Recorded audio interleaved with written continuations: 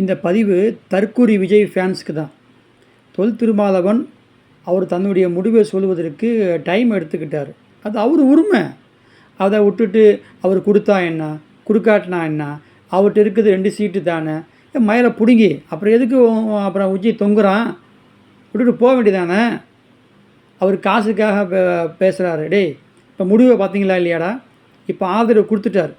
இப்போ நினச்சிருந்தா அவர் என்ன பதவி கேட்குறாரோ, அதாவது ஆட்சியில் பங்கு ஏதாவது ஒரு துறை, போக்குவரத்து துறையோ நிதித்துறையோ இப்படி ஏதாவது ஒரு துறையை அவர் கேட்கலாம்.